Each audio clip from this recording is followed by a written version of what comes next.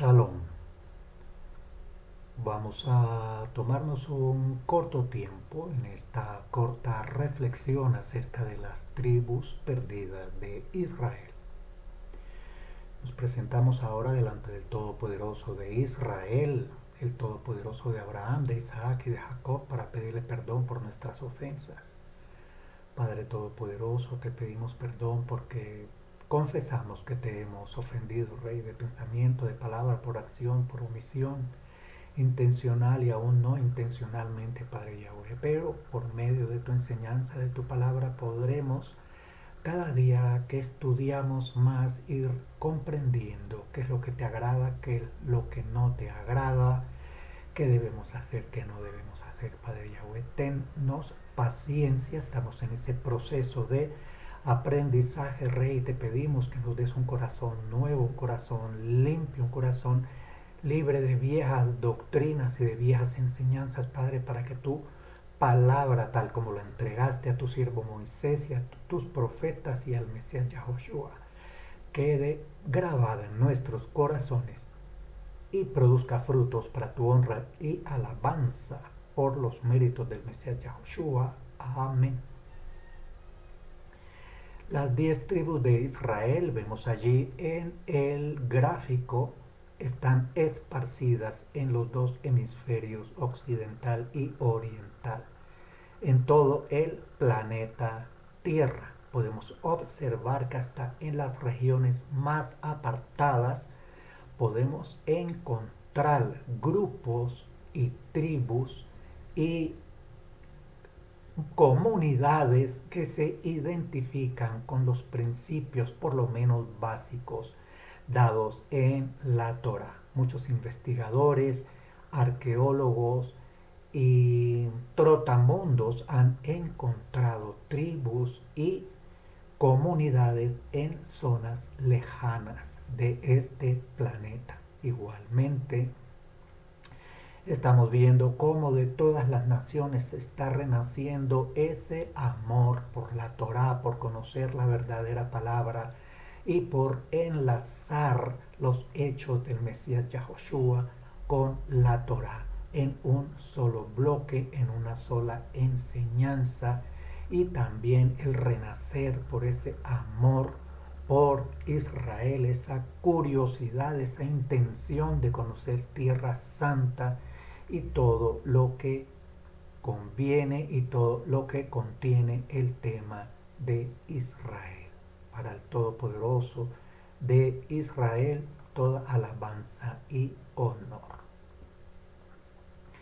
En otros estudios hemos visto cómo sucedió esta dispersión. Vamos a hacer ahora un pequeño recuento acerca de el mismo tema. Todas las 12 tribus fueron llevadas eventualmente en cautiverio. Jerusalén contenía miembros de todas, pero principalmente de Judá, Leví y Benjamín, y fue librada del cautiverio asirio, y aunque más tarde fue tomada por Babilonia, Nabucodonosor solo obtuvo un remanente de Israel para deportar a Babilonia. Estamos viendo allí otro gráfico en el cual podemos ver la zona del Medio Oriente y las flechas de diferentes colores nos están indicando la dispersión hacia diferentes zonas de la geografía del Medio Oriente, alrededor del mar Mediterráneo, del mar Caspio y otras zonas del Medio Oriente. Israel, el reino principal del norte, también fue llamado la casa de Efraín. Terminó como nación en el año 721 al ser deportada para nunca más volver. Allí vemos la tribu de Judá, el territorio de Efraín y zonas aledañas, incluidos unos nombres que nos son muy familiares como Amón, el pueblo de los amonitas, Edom y Moab, el pueblo de los moabitas en la zona oriental, suroriental del territorio.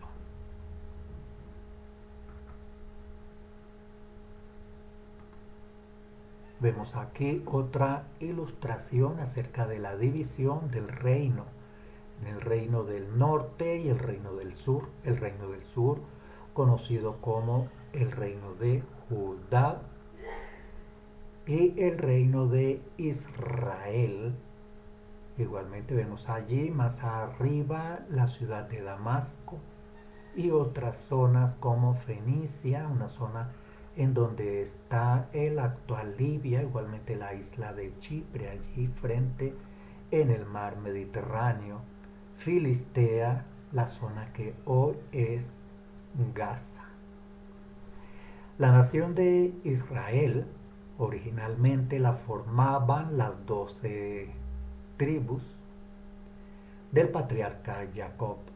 Al dividirse en dos naciones llamadas la casa de Israel o Efraín o reino del norte, la formaban 10 tribus.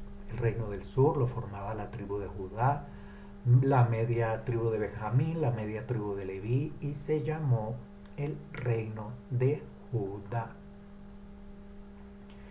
En Deuteronomio 28, 6, 4 vemos lo siguiente: el Todopoderoso te esparcirá por todos los pueblos, desde un extremo de la tierra hasta el otro extremo, y allí servirás a dioses ajenos que no conociste tú ni tus padres, dioses de leño y de piedra. Nos preguntamos, ¿qué fue lo que ocasionó esta división en dos reinos y luego la dispersión de 10 tribus del pueblo de Israel por el mundo? En Deuteronomio 28, 1 al 14, Moisés amonesta al pueblo de Israel a obedecer fielmente los requerimientos del Todopoderoso. Si en lugar de obedecer hacían lo contrario, el Todopoderoso profetiza esclavitud sobre ellos. En 1 de Samuel 8, del 4 al 5, vemos lo siguiente: los ancianos de Israel se reunieron y le dijeron: constitúyenos un rey que nos gobierne como todas las naciones.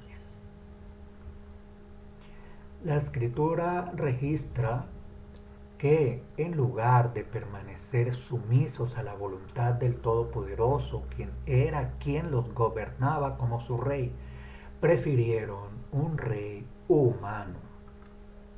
Las naciones a las que ellos se referían eran nada menos que las naciones paganas, descendientes de los hijos de Noé, quienes no habían permanecido fieles a las enseñanzas y al ejemplo de Noé, quien era descendiente de la simiente de Set.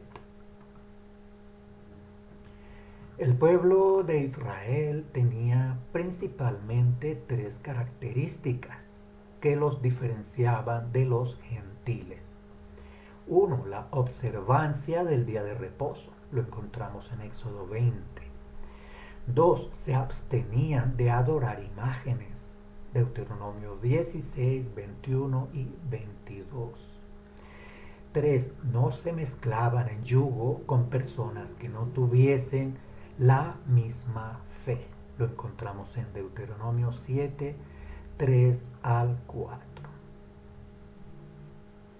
El pedido que hizo el pueblo de Israel sobre un rey constituía una demostración de que no querían ser más gobernados por el Todopoderoso y por ende no querían ser más el pueblo del Todopoderoso. Consulte por favor 1 de Samuel 8:7. 1 de Samuel 8:7. Lo que implicaba que querían imitar el ejemplo de las naciones paganas, extranjeras, gentiles.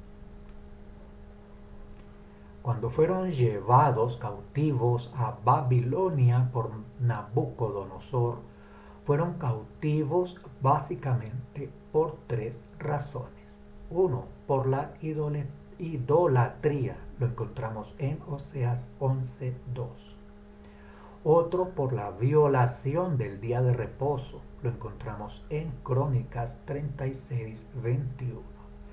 En tercer lugar, por unirse en matrimonio con paganos, lo encontramos en Primera de Reyes 11 del 1 al 7. Una vez que regresaron a reconstruir a Jerusalén desde la esclavitud, recuerde Esdras 9, 1 y 2. Esdras 9, 1 y 2.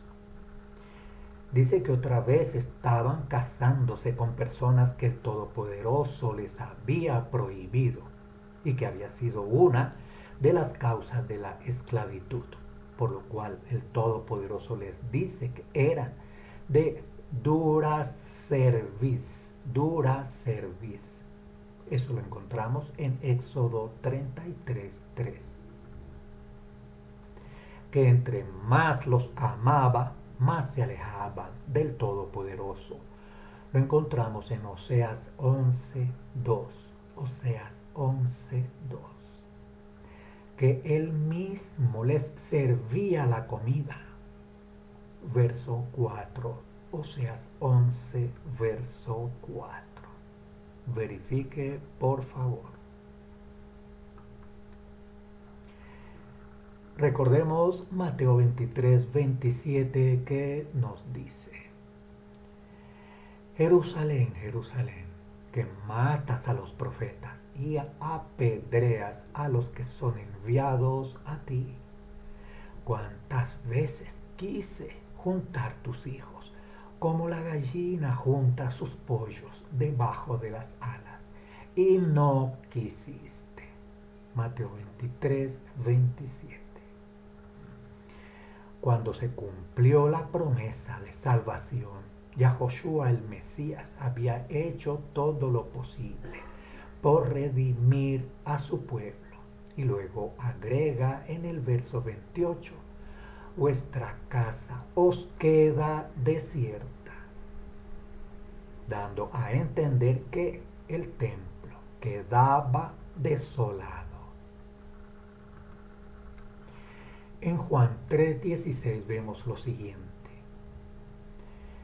que dice: porque de tal manera amó el Todopoderoso al mundo, que ha dado a su Hijo unigénito, para que todo aquel que en él cree no perezca, sino que tenga vida eterna. Juan 3:16.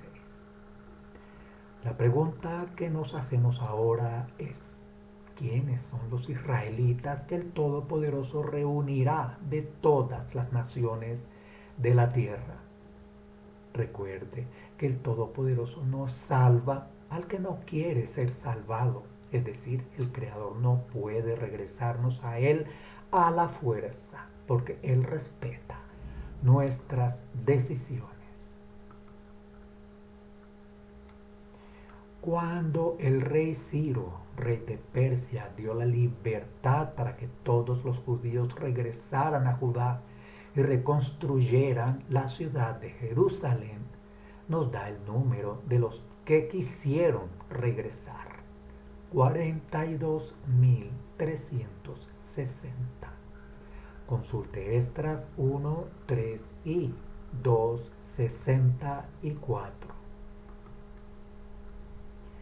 En Juan 11:13 nos dice lo siguiente: a lo que era suyo vino Yahoshua y los suyos no le recibieron.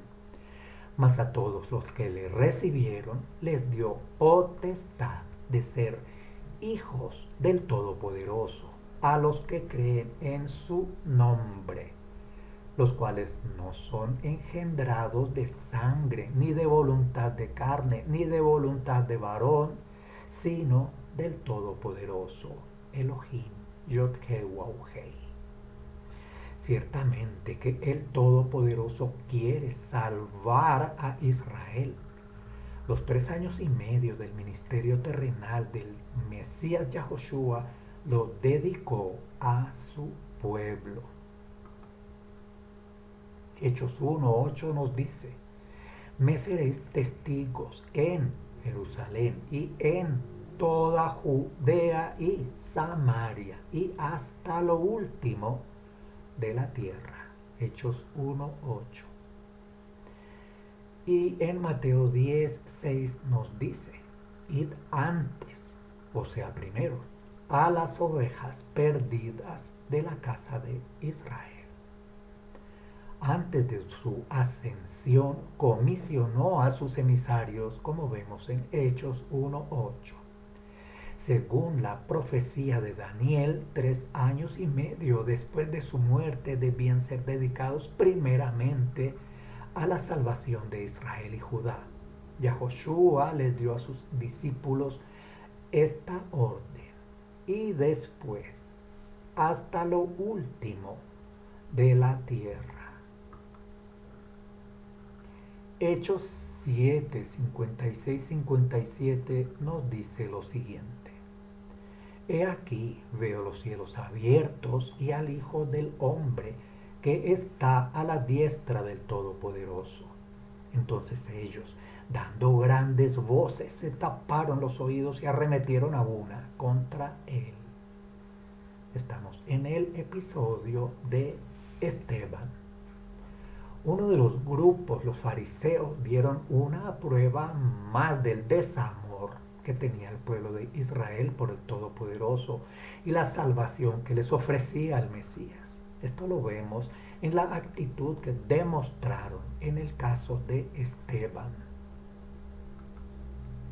Esto lo hicieron en respuesta al mensaje que el Todopoderoso tan generosamente les ofrecía al cumplirse el tiempo de gracia, dándole muerte a este mensajero del Todopoderoso.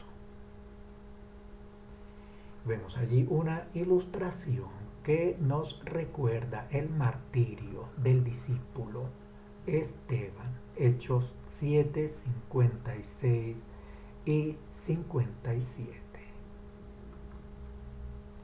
En Hechos 8:4 nos dice lo siguiente: pero los que fueron esparcidos iban por todas partes, anunciando las buenas nuevas.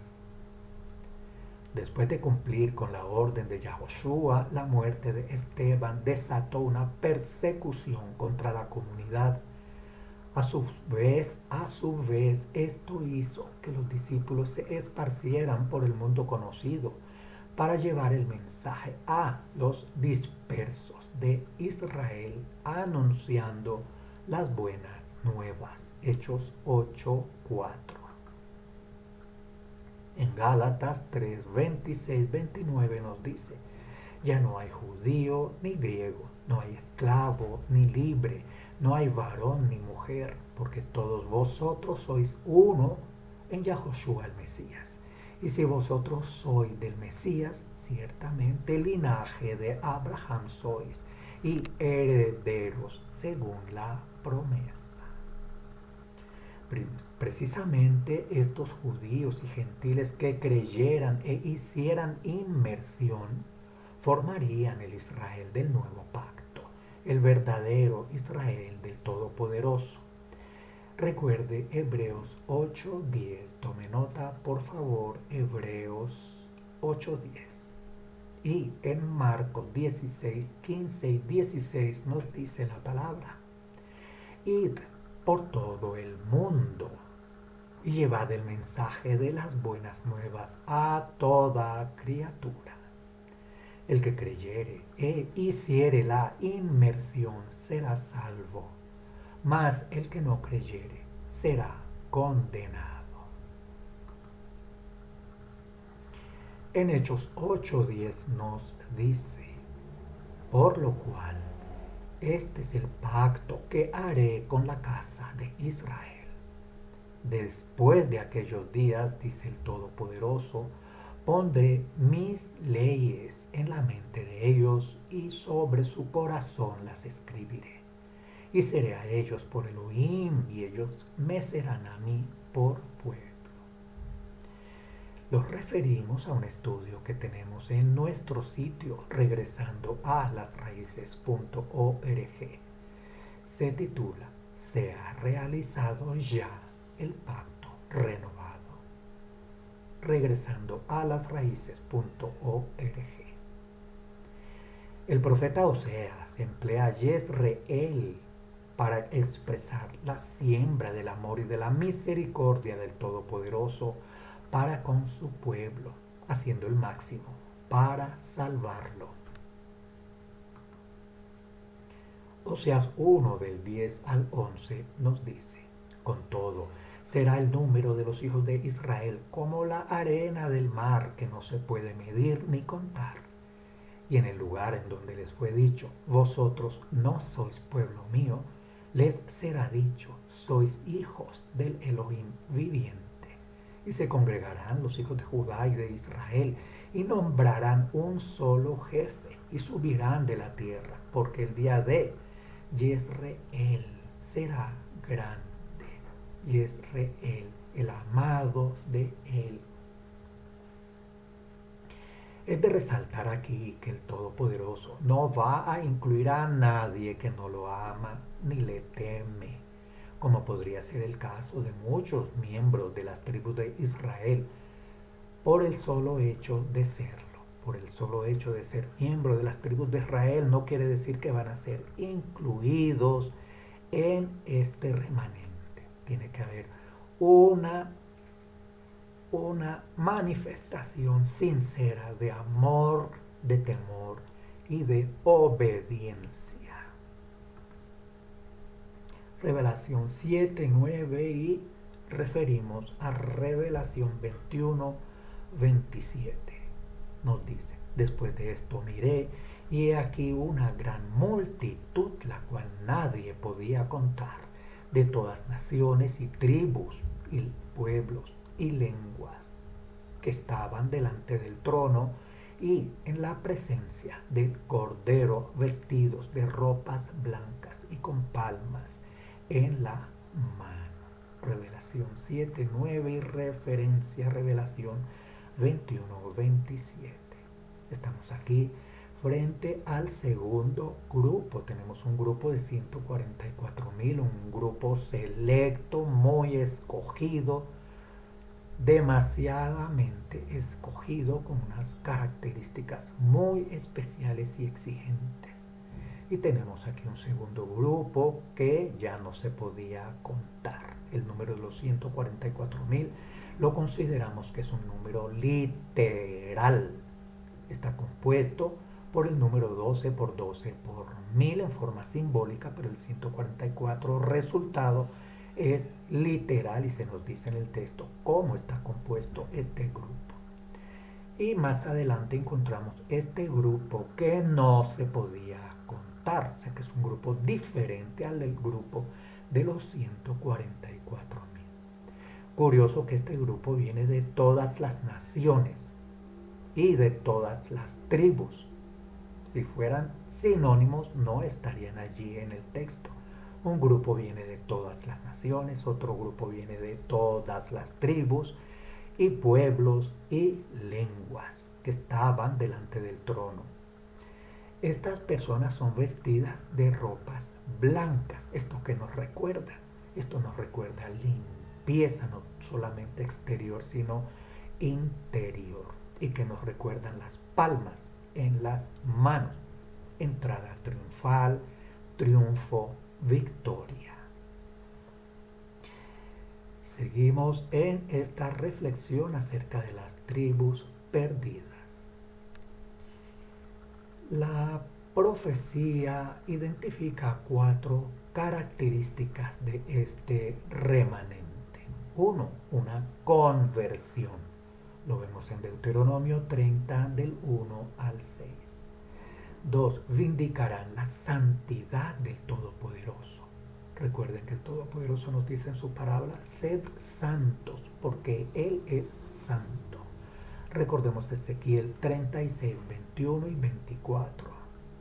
Habrá un remanente, quiere decir que no todos se convertirán, inclusive algunos de las tribus parece, según lo que veamos, de lo que vemos el verso anterior, algunos de las tribus eran de las 144.000 y otros eran del otro remanente, pero no son todos. El cuarto nos dice, vendrán temblando al Creador en señal de arrepentimiento. Habrá temblor, habrá temor, habrá respeto, habrá obediencia. Recordemos Oseas 3:5.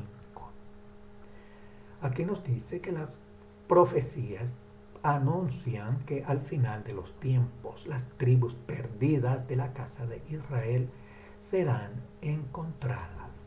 Igualmente los remitimos a otro estudio que hemos llamado la restauración de las dos casas en nuestro sitio. Seguimos en esta reflexión acerca de las tribus perdidas. Y recordábamos Oseas 3:5 que nos dice, habrán buscado al Todopoderoso, su Elohim, vendrán temblando al Todopoderoso y a su bondad en los últimos días. Serán reunidas de las naciones para mostrarnos fielmente su milagrosa y feliz restauración. Un hilo conductor corre a través de los libros de la Escritura y es la historia de las tribus de Israel. Tal hilo nos lleva desde la promesa hecha a Abraham, pasa por la dramática dispersión entre las naciones de la tierra y vemos la culminación de todo este hilo, el punto final de este hilo que continuará por la eternidad en el libro de Revelación.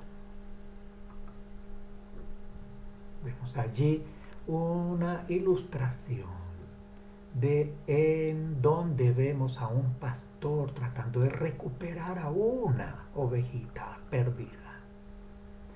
La descripción de este pastor que rescataría sus ovejas de las garras de su enemigo lo podemos encontrar en estos versos.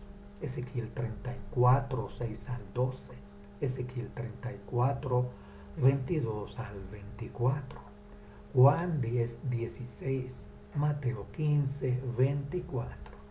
Y en todo el recorrido de toda la lectura y el estudio y el escudriñar de la Escritura encontramos ese hilo conductor.